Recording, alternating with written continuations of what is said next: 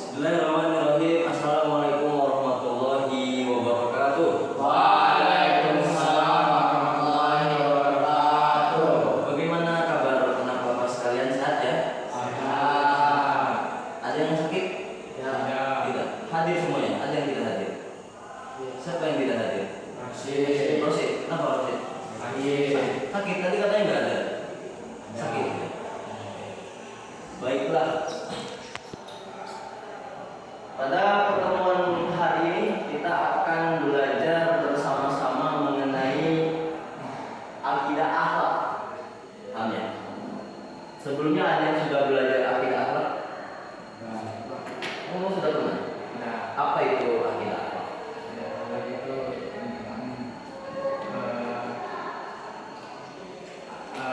Perilaku Tentang bagaimana perilaku terpuji dan juga hal yang tercela yang tidak boleh dilakukan. Baik. Sebelum Bapak memulai pelajaran kita pada hari ini, alangkah baiknya Bapak mengabsen terlebih dahulu. Paham ya? Untuk mengetahui kehadiran anak-anak Bapak sekalian. Baik, Syekh Muhammad Faizal, Muhammad Rashid rahmatullah, sakit ya. Adin Armanda, Ahmad Fikri Maulidan. Baik. Maka sebelum kita memasuki pelajaran kita pada hari ini, alangkah baiknya kita awali dengan membaca doa sebelum belajar. Ketua kelas silakan dipimpin doanya. Semalam kita berdoa sebelum belajar. 1, 2, 3. Bismillahirrahmanirrahim. Rabbi shrah li sadri wa yassir li amri wahlul 'uqdatam min lisani yafqahu qawli. Rabbi zidna ilma warzuqna fahma. Baik. Maka sebelum kita memasuki pelajaran kita pada hari ini, Bapak akan menanyakan pelajaran kita yang sebelumnya.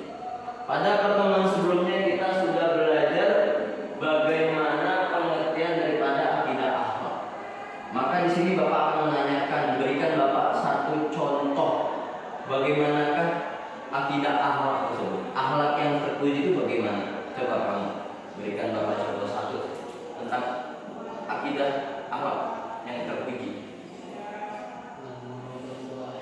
Menghormati orang tua ibu. Baik, langsung saja kita masuk ke pelajaran kita pada hari ini yang berkaitan tentang akhlak tercela kepada Allah Subhanahu wa Ta'ala. Apa judul kita pada hari ini? Akhlak tercela kepada Allah Subhanahu wa Ta'ala. Akhlak tercela kepada Allah Subhanahu wa Ta'ala yang berkaitan tentang riya dan juga nifaq. Maka pada hari ini kita akan mempelajari pengertian macam-macam daripada riya dan juga nifaq. Apa sih tujuan kita belajar akhlak tercela kepada Allah? Ada yang tahu? Tidak ada yang tahu. Tujuan kita mempelajari akhlak tercela kepada Allah agar kita tidak berbuat hal-hal yang tercela tersebut. Agar kita tahu apa sih akhlak yang tercela tersebut. Contohnya seperti riya dan juga nifaq. Agar kita dijauhi dari perbuatan riya dan juga nifaq. Itu tujuannya. Paham ya? Maka langsung saja. Yang pertama, riya. Pengertian riya. Ada yang tahu apa itu riya? Tidak tahu. Riya itu sama seperti menyombongkan diri, mengumbar-umbarkan kebaikan.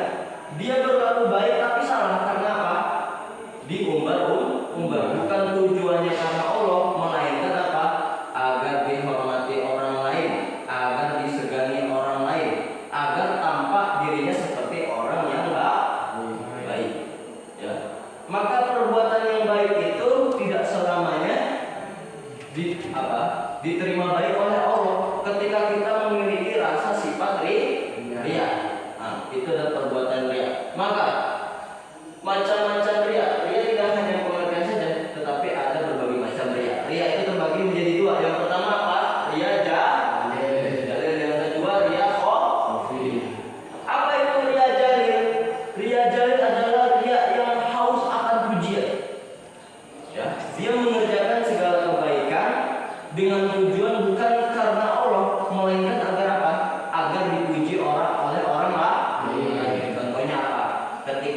sholat, ketika dia bersedekah, dia menyombongkan dirinya bahwasanya dia pada hari ini sudah sholat 5 waktu dengan lengkap. Contohnya, saya ini sudah lengkap sholatnya 5 waktu. Kamu ini tadi subuh terlambat, ya, diumbar-umbar, seakan dirinya itu lebih baik. Contohnya lagi apa? Bersedekah. Ketika dia bersedekah, kemudian dibacakan, ya, namanya Fulan bin Fulan, itu nama saya. Yang paling besar itu sedekahnya adalah nama saya. Kurang lebih ada 10 juta, itu uang saya. Saya bersedekah untuk masjid ini atas nama saya. Yang lainnya uangnya kecil, beda dengan saya. Tujuannya bukan karena Allah, agar dipandang baik oleh orang lain. Maka perbuatan yang baik tidak harus diumbar. Ini yang dimaksud daripada dia itu harus akan pujian. Kemudian yang kedua, riya khaufi. Apa itu riya khaufi? Haus akan jabatan. Apa maksudnya? Dia ini beribadah kepada Allah dengan bagaimana perbuatan baiknya, dengan tujuan agar dihormati dan dimuliakan oleh masyarakat. Contohnya para pemimpin zaman sekarang, biar jabatannya semakin tinggi, biar dipilih, ya, dia berkampanye dengan apa? Dengan bersedekah, menyebarluaskan hartanya, dikasih ke orang lain, ya, dibikin rumah. Dengan tujuan bukan karena Allah, agar bisa dipilih. Saya kasih uang ini ya, nanti tolong pilih saya. Jadi tujuannya dikasih sesuatu itu untuk apa? Untuk agar dipilih. Maka intinya apa? Segala sesuatu kebaikan diniatkan karena Allah. Ada yang tahu hadisnya? Innamal a'malu binniyat. Segala sesuatu pekerjaan apapun itu harus diniatkan, ya. Dan setiap niat itu tergantung bagaimana yang ia kerjakan. Maka niatkanlah segala sesuatu pekerjaan dengan niatan karena Allah. Contohnya bagaimana? Ketika kita makan ada doanya. Ketika kita mau masuk kamar mandi ada doanya. Ketika masuk kelas, masuk rumah, mau makan, sebelum tidur, bangun tidur, semua kegiatan yang kita hadapi pasti diawali dengan doa. Itu tujuannya agar kita niatkan segala pekerjaan kita untuk beribadah karena Allah. Kamu belajar di sini tadi doa nggak? Doa ya. Sebelum itu berdoa karena siapa? Karena Allah. Agar apa? Agar ilmunya bisa bermanfaat dan bernilai juga. Paham sampai sini ya? Baik. Kemudian yang kedua, nifaq. Ya. Apa itu nifaq? Ada yang tahu pengertian dari nifaq? Nifaq adalah orang yang munafik. Artinya orang yang mana? Ada contohnya di dalam hadisnya. Ayatul munafiki salah. Idza haddatsa wa idza wa'ada akhlafa wa idza tumina khana.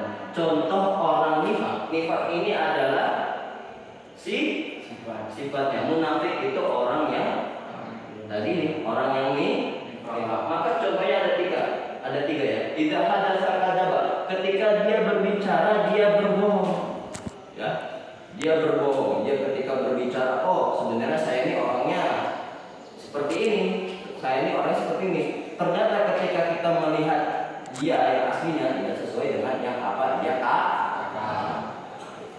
Wa idza apa yang kedua? Wa idza wa'ada akhlafa. Ketika dia berjanji dia mengingkari. Ketika dia berjanji dia tidak menepati janji. Ketika dibuat janji, ya insya Allah saya besok akan bersama-sama pergi ke gunung, dia berbohong. Ya, saya berjanji ketika saya dipilih jadi presiden, ketika saya dipilih jadi pemimpin, saya akan memakmurkan rakyat. Ternyata tidak sesuai. Janjinya jadi palsu. Ya, saya berjanji nanti saya akan datang ke pernikahan kamu. Ternyata tidak datang. Ya. Maka ketika dia berjanji dia berbohong, ini adalah salah satu contoh-contoh daripada orang munafik. Yang pertama tadi ketika berbicara dia berbohong, tidak sesuai dengan kata-kata. Yang kedua apa? Ketika dia berjanji dia tidak menepati janji. Yang ketiga apa? Wa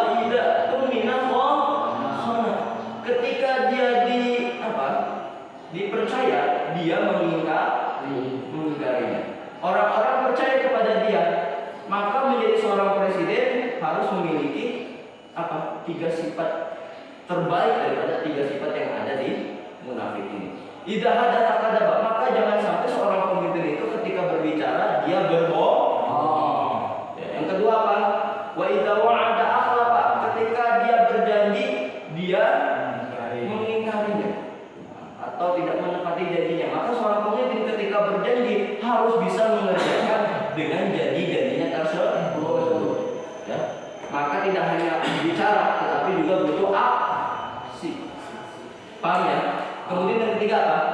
Wa idza tumina khana, ketika dia dipercaya oleh para oleh para masyarakat, kalau saya percaya, oleh para teman yang percaya, tetapi dia malah mengingkari kepercayaan tersebut. Maka kalau ada sifat-sifat ini dalam kepemimpinan, dalam kepresidenan pemimpin kita pada saat ini, maka mereka termasuk orang-orang yang munafik. Sampai sini paham ya? Kemudian macam-macam nifak. Yang pertama adalah nifak i'tiqadi. Apa itu nifak i'tiqadi? Menyatakan beriman tapi hatinya tidak. Ada ya orang itu mengatakan saya orang yang beriman, saya selalu beribadah kepada Allah. Bahkan dia memerintahkan orang lain untuk sholatlah sebelum engkau mati. Sholatlah sebagaimana orang mati, yang mana itu dia benar-benar mengerjakan sholat dengan khusyuk. Tetapi ternyata tidak sesuai dengan yang dia bicarakan. Ternyata orang yang berkata itu munafik, tidak beribadah, tidak berdoa, dan juga tidak mengerjakan apa yang dia bicarakan.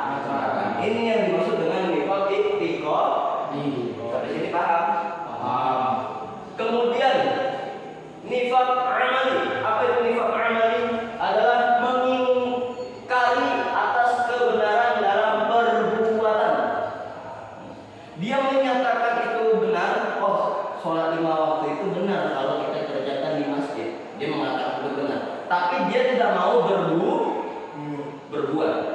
Banyak ya, ayo sholatlah di masjid 5 waktu sholat, ayo bersedekahlah.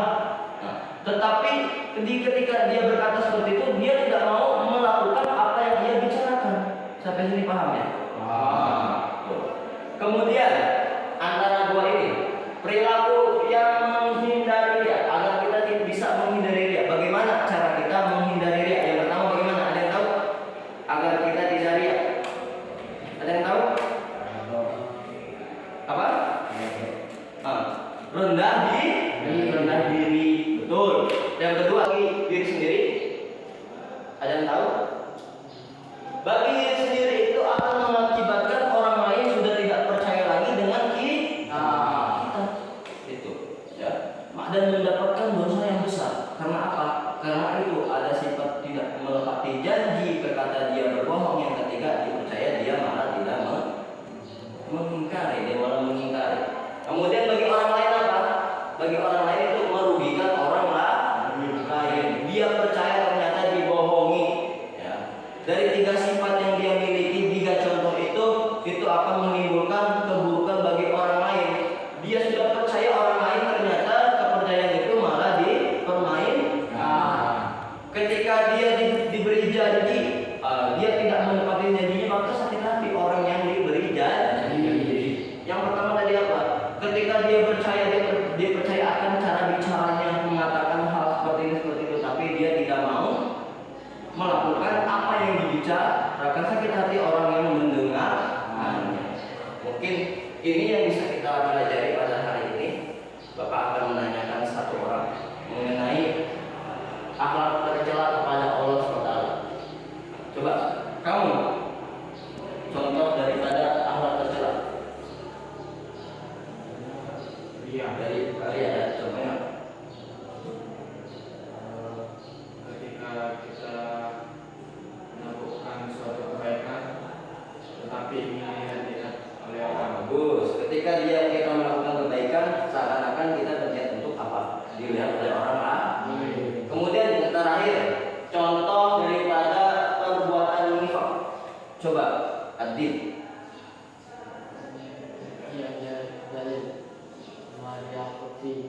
Contohnya, contoh perbuatan nifaq. Ya Tahu? Coba dibantu sama yang tahu ya. Sogok menyogok. Perbuatan nifak, contohnya seperti nifak itu apa? Artinya munafik. Yaitu contohnya ketika dia berbicara dia berbohong. Paham ya? Mungkin kita akhiri pada pelajaran hari ini dengan membaca hamdalah. Kafaratul majlis. Syukron wassalamu